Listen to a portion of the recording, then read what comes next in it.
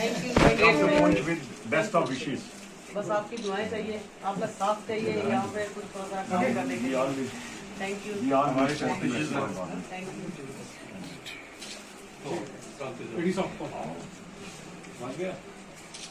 नहीं करें हाथ डालने को इनके साथ मेंबर से आए हैं। अच्छा अच्छा ये हमारे अमित जी हैं, ये सारे एनजीओ के मेंबर हैं, मेरी एनजीओ के मेंबर हैं सारे। अमित थैंक यू, आप ही की मुझे जरूरत है सब लोगों की। और ये जगमीत सिंह, अच्छा अच्छा इनको तो जानते हो। नहीं, इनको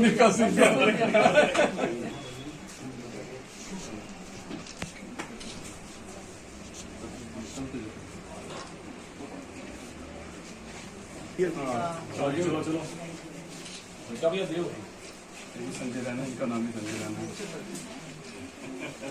नेशनल प्लेयर है, लड़की मुबारक हो जी आपको। ये हमारे केवीडी के हॉकी के प्लेयर, और ये खालसा एड के यहाँ के मतलब मेन यही मेंबर है। रोटरी क्लब भी अभी ने कॉन्स्टिट्यूट किया, उस पर भी मेंबर है।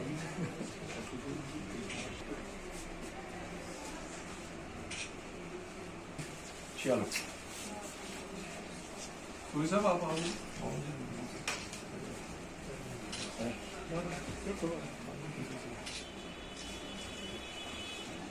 मेडिकल ऑफिसर पुंछ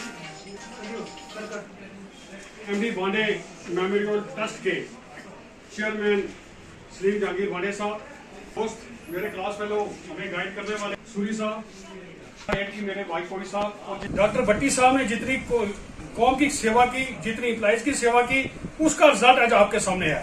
आज मैंने उस दिन भी कहा था, मेरे देश के प्रधानमंत्री जी नरेंद्र भाई मोदी जी का सपना वो पूरा हुआ है और पूरा हो रहा है पूरी दुनिया के अंदर। बेटी पढ़ाओ, बेटी बचाओ, बेटी लिखाओ। आज पांच बहनें गेस्ट ऑफिसर हैं। ये बहुत बड़ी बात है रैना साहब यहाँ की।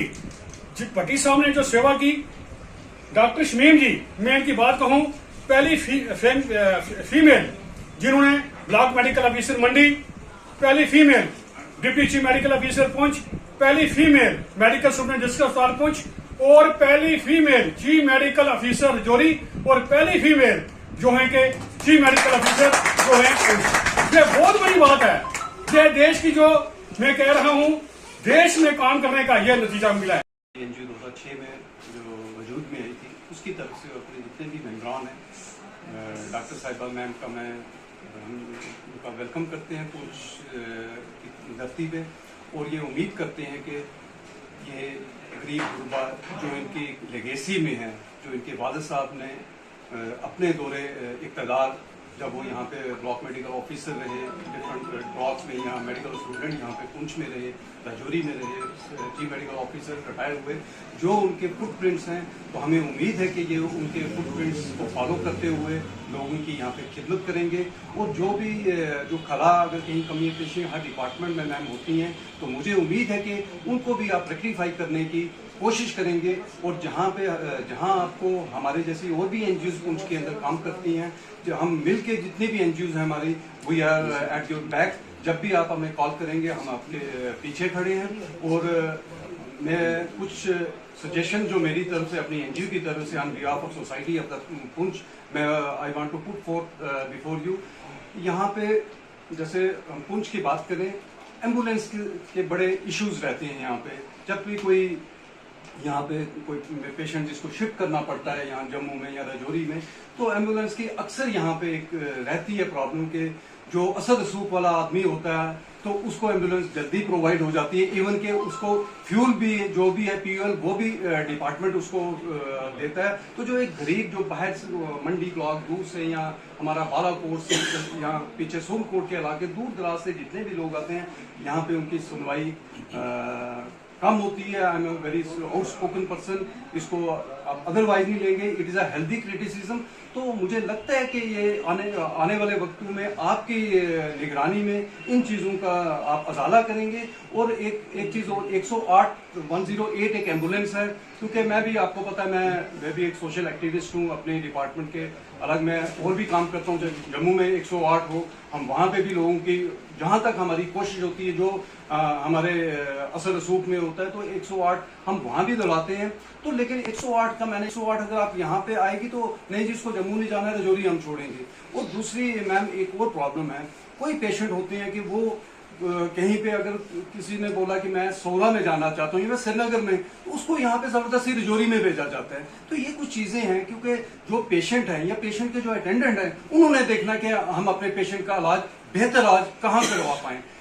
आपके साथ इंटरेक्शन का मुझे मौका वे बैक इन 2010 से मिला। उस वक्त मैं डिस्ट्रिक्ट हेल्थ सोसाइटी का मेंबर था और आप बीएमओ मंडी थी उस वक्त, मुझे याद है। और डिप्टी कमिश्नर AK साहू साहब थे यहाँ पर, और वो क्या करते थे, उन्होंने डिस्ट्रिक्ट हेल्थ सोसाइटी को बहुत अच्छे तरीके से एक्टिवेट किया था। डॉक्टर यूनुस साहब सुपरिटेंडेंट थे, डॉक्टर नियाज साहब CMO थे।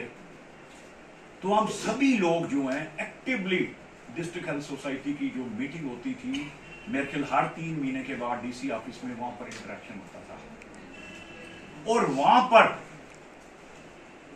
मुझे मौका मिला इनसे बात करने का, इंटरेक्ट करने का, क्योंकि डिस्ट्रिक्ट हेल्थ सोसाइटी एक बड़ी हेल्दी सोसाइटी थी। जितने भी आपके पेंडिंग प्रोजेक्ट्स थे, चाहे बिल्डिंग्स थी या कोई एम्प्लॉयमेंट का मसला था या हॉस्पिटल एडमिनिस्ट्रेशन को या डिफरेंट PHCs को चलाने का जो वहाँ पर आता था, या उनकी जो कंस्ट्रक्शन हो रही थी, सारे इश्यूज वहाँ पर डिस्ट्रिक्ट हेल्थ सोसाइटी में आते थे। और मुझे पूरी तरह अच्छी तरह से याद था कि उस वक्त एक लेडी, इतनी बोल्ड लेडी, बड़े सुचारू ढंग से अपने विचारों को प्रकट करना, अपनी डिमांड्स को प्रोटेक्ट करना बिना किसी खौफ के कि DC Sahu was a terror, और इन्होंने बहुत अच्छे ढंग से वहां पर प्रोजेक्ट करना। और मुझे याद है कि हम इनको अच्छी तरह से बैकअप करते थे, सपोर्ट करते थे, क्योंकि हमें खुशी ये थी कि हमारी बेटी जो है एक आगे आई है। मैम उसके बाद आप बतौर सुपरिटेंडेंट यहाँ पर आपने काम किया। उस वक्त कोविड-19 का बहुत खतरनाक दौर था, मैं खुद पेशेंट था इस हॉस्पिटल में। शुरू में मैं भी गलतफहमी का शिकार था कि भाई डॉक्टर्स देखते नहीं, यहाँ पर ये नहीं है। लेकिन जब मैं अंदर बतौर पेशेंट अंदर में गया, मुझे याद है आप मुझे देखने आई, DC राहुल यादव साहब थे, वो मुझे देखने आए, तो मुझे असली एहसास हुआ कि हेल्थ डिपार्टमेंट में जो हमारे कोविड वर्कर, कोविड वॉरियर्स थे, चाहे आपके वो NOs थे, चाहे आपकी नर्सेस थी, चाहे आपके डॉक्टर्स थे, पैरामेडिकल स्टाफ था, या आप थे, 24/7 आवर्स आप लोग काम कर यहाँ पे वेलकम किया है और मुझे सपोर्ट करने का जो है वो 100% आश्वासन दिया है। तो मुझे लगता है कि ये मेरे लिए इससे ज़्यादा बड़ी खुशी की और कोई बात नहीं है। मुझे भी ये खुशी हो रही है कि आप सब लोग मेरे अपने हों, मैं यहाँ के ही रहने वाली हूँ। आप लोगों ने इतना जो मुझे इससे पहले भी सपोर्ट करते रहे, मुझे इससे पहले भी बहुत इज़्ज़त दी है आप लोगों ने। तो मुझे उम्मीद है कि आइंदा भी ऐसे ही, अगर कहीं पे हमें कोऑर्डिनेशन में, कोऑपरेशन में काम करना पड़ा, हमेशा ही करना पड़ेगा मुझे लगता है, तो उसमें मुझे लगता है कि आप मेरा पूरा साथ देंगे। दूसरा रहा, हेल्थ सेक्टर में हमेशा कुछ ना कुछ प्रॉब्लम्स जो है वो रहती हैं। जैसे मिसाल के तौर पर सबसे बड़ी जो प्रॉब्लम है इस वक्त हमारे पास मैन पावर की जो शॉर्टेज है, उसमें चाहे डॉक्टर्स हों, चाहे पैरामेडिकल स्टाफ हो, उसकी काफ़ी ज़्यादा जो है वो परेशानी रहती है। और उसकी वजह से हमें कई बार इंटरनल एडजस्टमेंट करके, इंटरनल अरेंजमेंट में हम लोगों को अपने जो है इंस्टीट्यूशन से उनको थोड़ा सा वर्किंग कंडीशन में लाना पड़ता है।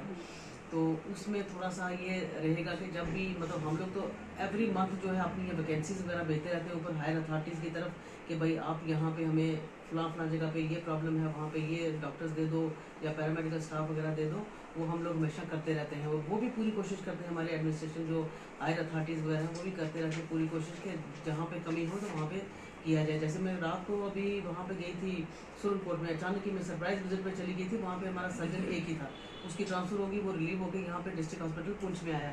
तो आज कुदरती मैं कोई अल्लाह से दुआई कर रही थी, मैंने कहा कोई मेरे पास आ जाए, तो आज एक सर्जन ने यहाँ पे मेरे पास ज्वाइन करेगा सुरनकोट के लिए। तो वो एक चलो, अगर मेरे हिसाब से मैं ये सोचती हूँ कि अगर नेक नीति से काम किया जाए तो सब लोग हेल्प करते हैं, अल्लाह भी हेल्प करता है।